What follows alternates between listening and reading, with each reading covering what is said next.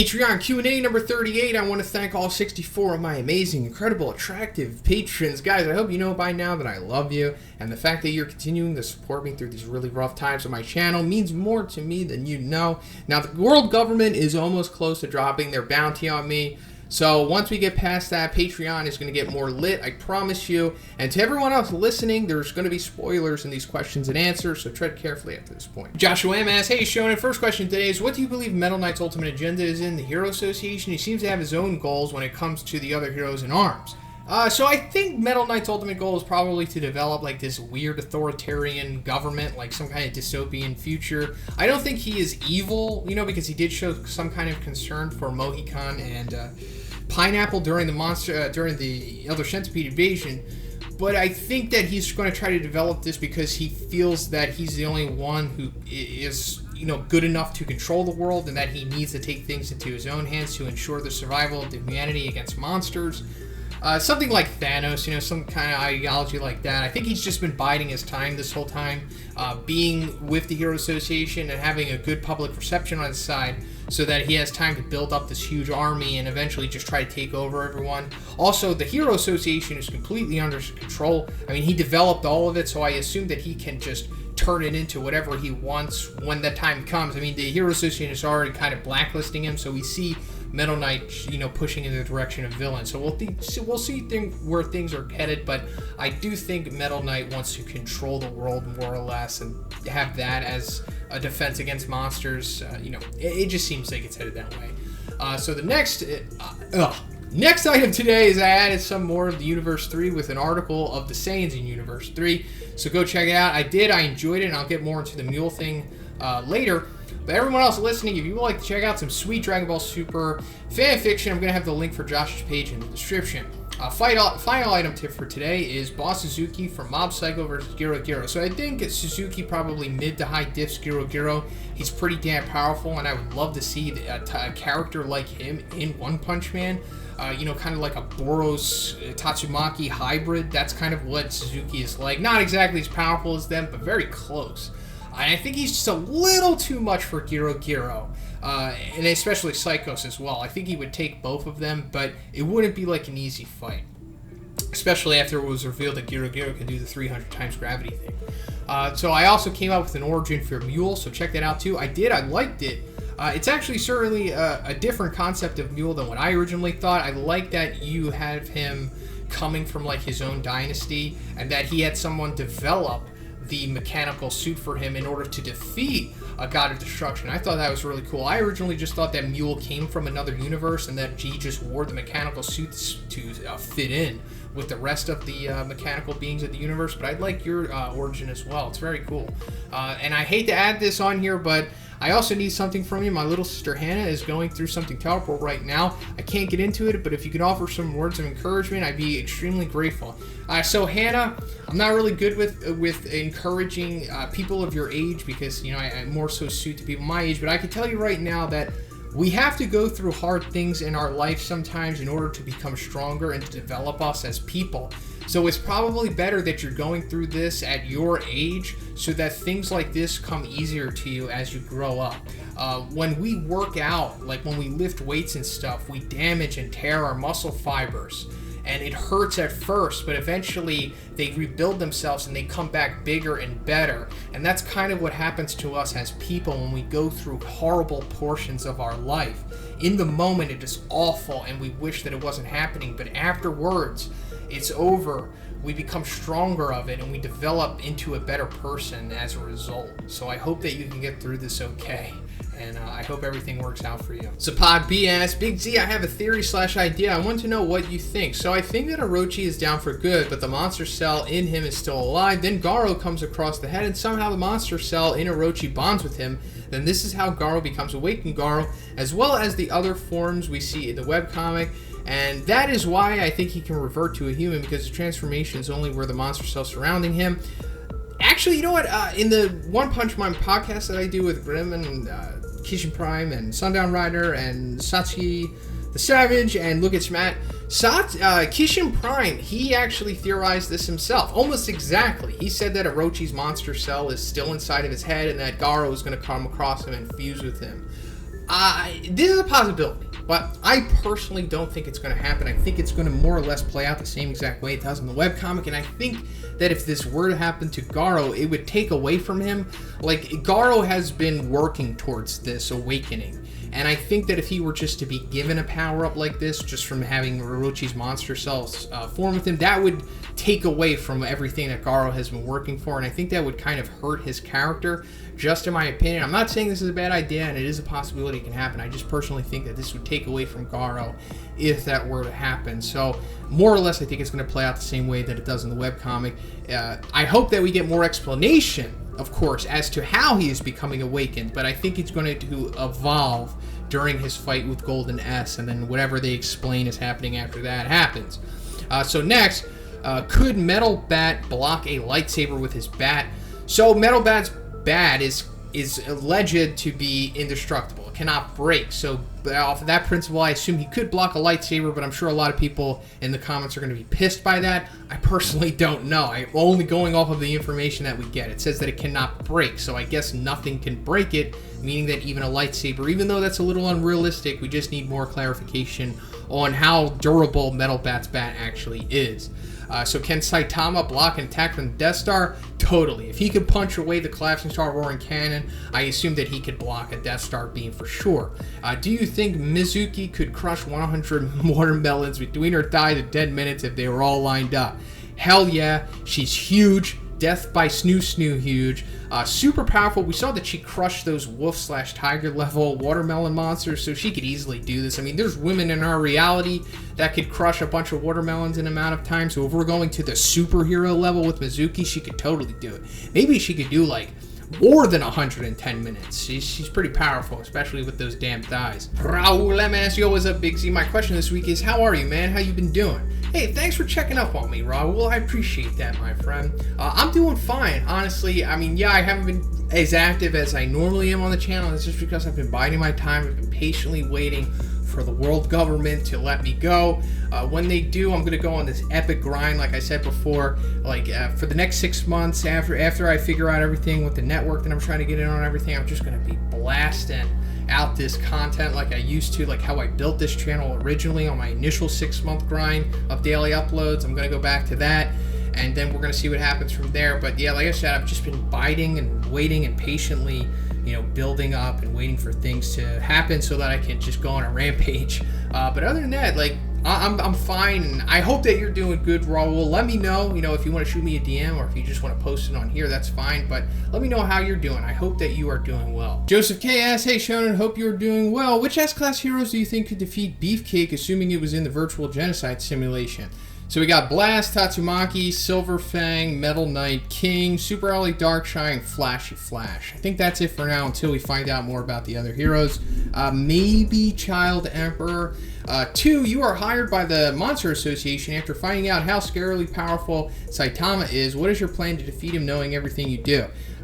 So the smart thing is to just go away from City Z and go to another part of the planet and try to just be like the monster king there, because Saitama's a little too powerful, you know. But other than that, I guess we would have to go talk to Dr. Genus and consult with him and try to work together with him and Giro to create this monster using the same method that I personally know about how Saitama got as powerfully as it did. Giro got close to it with Orochi, but if we can combine my intelligence, which I don't have much of, but supplementing that with Dr. Genus and Giro, we can somehow figure out to replicate the limit removing thing with another monster and maybe have him go against Saitama. But other than that, there's really not much you could do against him, just running away and hoping that he doesn't find out about you. 3, if you could alter one detail from the One Punch Man manga or anime, what would it be? You can't say the animation is improved. I don't even care about it, honestly. I guess I would just have it formatted for a shonen, and I would have it implemented into the weekly Jump. other than that, I don't really have any issues with the story. I think it's fine, and I personally could not do better. Obviously, 1 is a genius.